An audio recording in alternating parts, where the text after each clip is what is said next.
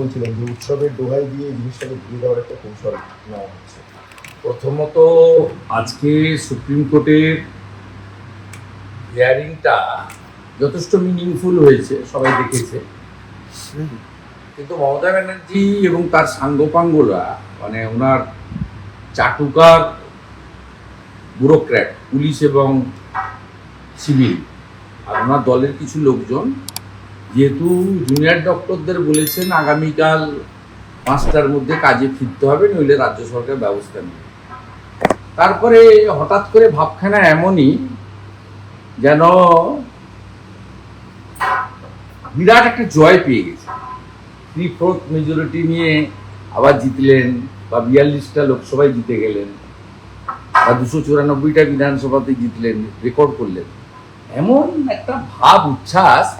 এতে আমার খুব খারাপ লেগেছে যে মানুষের একটা হুঁশ নেই।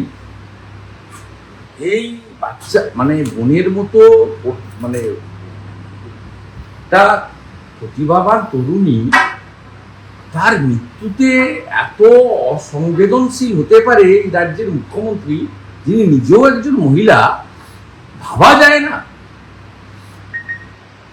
আমাদের মানুষ বলা হয় যেহেতু আমাদের মধ্যে হুঁশ আছে, কিভাবে মিথ্যা কথাগুলো উনি বলছিলেন প্রেসে, যে টাকা দিতে চাইনি, স্মৃতি রক্ষার জন্য কিছু করতে চেয়েছিলাম। কত বড় মিথ্যা কথা। 14ই আগস্ট ফ্রিডম এট মিডনাইটে গিয়ে বলছেন টাকা যা নিশ্চয়ই দিতে হবে, লাগবে 10 লাখ টাকা দেয়াই যেতে পারে। কত বড় মিথ্যা কথা। মাত্র 15 দিনে, মানে 14 তারিখ থেকে এখনো 1 মাস হয়নি। কি ভয়ঙ্কর কথাবার্তা। বলছে উৎসবে ফিরুন। কি ভাবছেন কি আপনি? সুপ্রিম কোর্টের বিচার শেষ হয়ে গেছে না মানুষের বিচার? আমি তো প্রথম দিন থেকে বলে এসেছি, এই 14ই মার্চের গণহত্যা নন্দীগ্রামে হয়েছিল। সেই গণহত্যার পরে 16ই নভেম্বর 2007 তৎকালীন acting chief justice Surinder Singh Nijjar CBI ইনভেস্টিগেশনের অর্ডার দিয়েছিলেন। সিপিএম এর সরকার ছিল, তারা চলে গেছিল সুপ্রিম কোর্টে। সুপ্রিম কোর্ট 2008 ফেব্রুয়ারি মাসে স্টে দিয়ে দিয়েছিল সিবিআই ইনভেস্টিগেশনের উপরে, এসএলপির উপরে।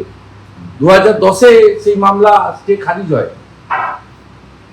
তার মানে কি, কোনো আইন, আদালত, বিচার, কোনো নেতা, মন্ত্রী, এমপি, এমএলএ, প্রভাবশালী, তিনি এই আমাদের অভয়া বলুন, আমাদের কাদম্বরী বলুন, তিলোত্তমা বলুন, আমাদের ডাক্তার বোনের এই নৃশংস, বর্বরচিত, অমানবিক, হৃদয় বিদারক ঘটনাকে কলমের খোঁচায় বন্ধ করে দিবেন, তার সব ভুলিয়ে দিবেন?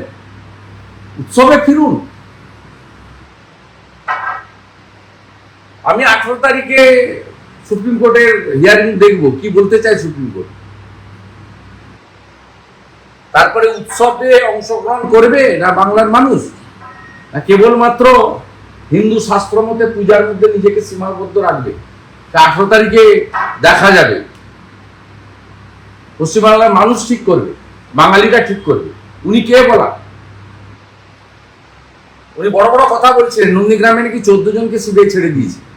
ভুলভাল। আন্দোলনে না থাকলে যা হয়, 14ই মার্চ 14 জন মারা গেছিল, ওইটা বলতে গিয়ে এসব বলেছে। উনি কি জানেন? উনি কি জানেন যে সিঙ্গুরে তাপসী মালিকের খুন ধর্ষণ মামলায় উনি যে 3টে মূল কারণের উপরে মুখ্যমন্ত্রী হয়েছেন, সেটা হলো সিঙ্গুর, নন্দীগ্রাম, পরবর্তীকালে নেতাই, শেষ যে 3টে কারণের উপরে। উনি নিজের দমে মুখ্যমন্ত্রী হলে একে হতে পারেননি। চম্পলা সর্দার, ফেলানি বসাক, ওই সুচপুর, আপনার ছোট আঙ্গারিয়া, এসবের ভিত্তিতে উনি মুখ্যমন্ত্রী হননি। উনি মুখ্যমন্ত্রী হয়েছেন শেষের 3টে কারণে।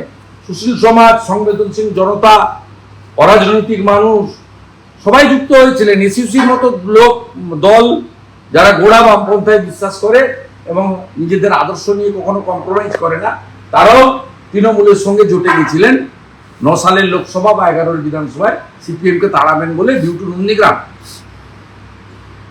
তিনি কি জানেন যে শহীদ দত্ত 10 বছর জেল খেটে বেরিয়েছে? সিবিআই পারফরমেন্স এটাই। তিনি কি জানেন যে অনুজ পান্ডে, ডালির পান্ডেরা 12 বছর জেল খেটে তারপরে যাবজ্জীবন যে সাজা, তার মুক্তি পেয়েছেন? সিবিআই পারফরমেন্সটা জানেন উনি? আর উনি 2011 সালের ডিসেম্বর মাসে নন্দীগ্রামের মামলা রিওপেন করিয়ে সিআইডি কে দিয়েছিলেন। সিআইডি মুম্বাই থেকে লুকিয়ে থাকা লক্ষণ শেঠকে অ্যারেস্ট করেছিল। 181 দিন লক্ষণ শেঠ জেল কেটেছেন।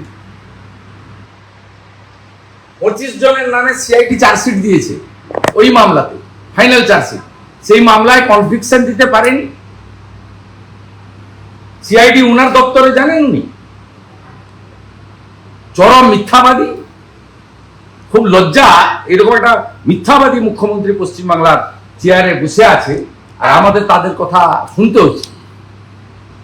আর তারপরে যে প্রেস কনফারেন্সটা,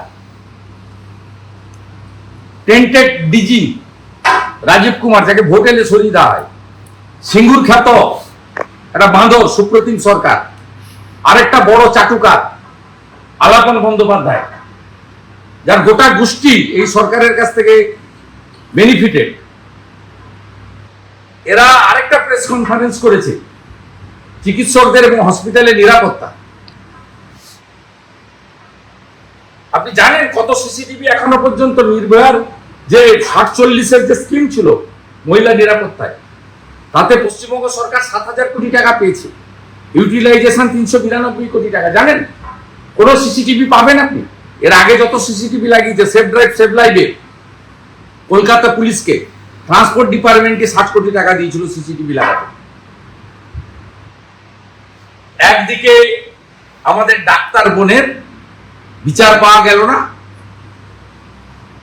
অন্যদিকে জুনিয়র ডাক্তারদের আন্দোলনকে সুপ্রিম কোর্টকে দেখিয়ে প্রত্যাহার করার জন্য কার্যত বাধ্য করানো হলো। তৃতীয়ত, সিসিটিভি লাগানোর নামে পুলিশের আইপিএসদের আরো কোটি কোটি টাকা চুরি করার বন্দোবস্ত করে দেওয়া হলো। যার গেল তার গেল। এরা 10 বছরে এই মমতা ব্যানার্জির আইপিএসরা নির্ভয়া তহবিলের কেন্দ্র থেকে আসা 7,000 কোটি টাকা সিসিটিভি লাগানোর নামে কয়েকশো কোটি টাকা চুরি করে অন্য রাজ্যে পাচার করেছে। কারণ নন বেঙ্গলি আইএস দের ছাড়া মমতা ব্যানার্জি কাউকে চেনেন না। সেই কারণে 89-এর ব্যাচ উত্তরী ভট্টাচার্য, 90-র ব্যাচ সুব্রত গুপ্তর মতো আইএস কে বাদ দিয়ে 91-এর মনোজ পন্থকে সিএস করেছে চাটুকারদের পরিবৃত্ত হয়ে থাকার জন্য। আর আন্দোলন থামাটামার কোনো গল্প নেই। পুজো নিশ্চয়ই হবে, অষ্টমীর দিন পুষ্পাঞ্জলি নিশ্চয়ই দেব, পঞ্জিকা শাস্ত্র মতে শক্তির আরাধনা হবে, উৎসব হবে কিনা 18 তারিখে সুপ্রিম কোর্ট দেখে বাঙালি ঠিক করবে, আমি মনে করি ব্যক্তিগত। বিনীত গোয়েল 1 মাস আগে গিয়েছিল, 1 সপ্তাহ আগে গিয়েছিল, যে রেজিগনেশন দিতে চেয়েছিলেন মুখ্যমন্ত্রী পাল্টা বক্তব্য, উনি ভালো করে পুজো নিয়ন্ত্রণ করতে পারেন। আজকে তো ছত্রে হিয়ারিং এ লাইভ ভিউতে লোক দেখেছে কি করে রাজ্য সরকারের পুলিশের পাটে কত গাফিলতি। সুপ্রিম কোর্টের মহামান্য বিচারপতিরা কি করবেন কি করেছেন আমি এগুলো নিয়ে বলবো না, সবাই দেখেছেন ও ধারণাও লোকের পরিষ্কার হয়ে গেছে। কিন্তু ছত্রে এসজি তুষার মেহতা মহোদয় থেকে শুরু করে আমাদের নির্যাতিতা বা রেপ মানে খুন হয়ে যাওয়া বোনের লয়ার থেকে শুরু করে এবং সেকেন্ড জাজ যিনি ছিলেন অনারেবল সিজিআই ছাড়া, তিনি যেভাবে প্রত্যেকটা পয়েন্ট ধরেছেন, ওই পোস্টমর্টমের পরে মেমো নাম্বার সহ মেমো থেকে শুরু করে প্রত্যেকটা জিনিস। এবং আজকে তো কোর্টে এসডি পরিষ্কার বলেছে যে 5 ঘন্টার মধ্যে, যেটা রেপের ক্ষেত্রে স্যাম্পল বায়োলজিক্যাল মানে ইনভেস্টিগেশনটা খুবই এসেন্সিয়াল, সে টাইমটা চলে গেছিল। প্রত্যেকে দেখেছে লুপ হোলস গুলো, তারপরে উনি যেন যুদ্ধ জিতেছেন। উনার নবান্নতে ভাবখানা, এটা তো রাজনৈতিক লড়াই নয়, এটা বিজেপি বা বিরোধী দলকে হারিয়ে জিতে গেলাম তা নয়। যেভাবে উনার আজকে মিথ্যা কথা অঙ্গভঙ্গি, কথাবার্তা, মুখের face is the index of mind. এটা একটা ওনার হিংস্রতা, ওনার প্রতিহিংসা পরায়ণতা, ওনার যে অন্তর্নিহিত একটা ক্রোধ, তার বহিঃপ্রকাশ বাঙালি আজকে দেখল। এরপরে পশ্চিমবাংলার মানুষ বিচার করবেন এইরকম একটা নির্লজ্জ মিথ্যাবাদী,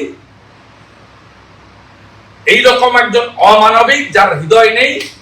জুনিয়র ডাক্তাররা মেরুদণ্ড রেখে এসেছিলেন বিনীত গোয়েলকে। জুনিয়র ডাক্তারদের বলবো সুযোগ পেলে নবান্নতে গিয়ে একবার হৃৎপিণ্ডটাও রেখে আসুন। চালান ছাড়া কি করে ময়না তদন্ত করবেন? ভয়ঙ্কর সমস্ত মূর্খ। তাতে আমরা সকলেই ভেবেছিলাম একটা ইন্টারিম অর্ডার দেবে, দেননি। তারা কেন দেননি অনারেবল সিজিআই আর অন্য যারা বলবেন, আমার বলা ঠিক না। আমার I have enough regards to supreme court. আমি 18 তারিখের জন্য অপেক্ষা করব, কিন্তু আন্দোলন কন্টিনিউ করতে হবে। এবং যেখানে যেখানে জনগণের অরাজনৈতিক আন্দোলনের উপর হামলা হয়েছে, লিডার অফ অপোজিশন সেখানে যাবে প্রতিবাদ করতে। আজকে জলপাইগুড়ি সার্কিট বেঞ্চ থেকে আমি অর্ডার বের করেছি, আগামীকাল মাথা ভাঙাতে আমার প্রতিবাদ মিছিল আছে। এই মাথা ভাঙাতে 4 তারিখে আক্রমণ করেছিল প্রতিবাদী জনতার উপরে তৃণমূলের গুন্ডারা। ঠিক একইভাবে আজকেই আমাদের ব্যারাকপুর সাংগঠনিক বিজেপি জেলা থেকে আবেদন করা হয়েছে। শুক্রবার নৈহাটিতে গতকাল যে হামলা হয়েছে তার প্রতিবাদে লিডার অব অপোজিশন, ভারতীয় জনতা পার্টির কর্মী সমর্থক সাধারণ মানুষকে নিয়ে তৃণমূলের এই গুন্ডাবাজির বিরুদ্ধে প্রতিবাদ করবেন। শুনলাম স্বাস্থ্য ভবনের এসওপি বলছে যে 6টার পরে ধর্ষণের ঘটনায় কখনো ময়না তদন্ত করা যায় না। সবাই দেখেছে, আপনারা ওয়েট করুন সুপ্রিম কোর্ট কি করে তার উপর ওয়েট করুন। আর 18 তারিখে সুপ্রিম কোর্ট বলার পরে উৎসব হবে না পুজো হবে, শুধুমাত্র পুজোটাই হবে না উৎসব হবে, আমি আমার ওপিনিয়ন, আমি তো 2,33,27,000 মানুষকে বিলংস করি, আমি আমার ওপিনিয়ন রাখবো। বাংলা বাঙালির আরো অনেকে আছেন, তারাও তাদের কথা বলবেন। কিন্তু আমরা যতক্ষণ না পর্যন্ত ধর্ষণকারী, খুনি এবং প্রমাণ লোপাটকারী এবং যারা এই প্রমাণ লোপাটকারীদের গার্ড দিচ্ছেন মুখ্যমন্ত্রী সহ, তাদের কঠিনতম শাস্তি না হয় এই আন্দোলন থামবে না।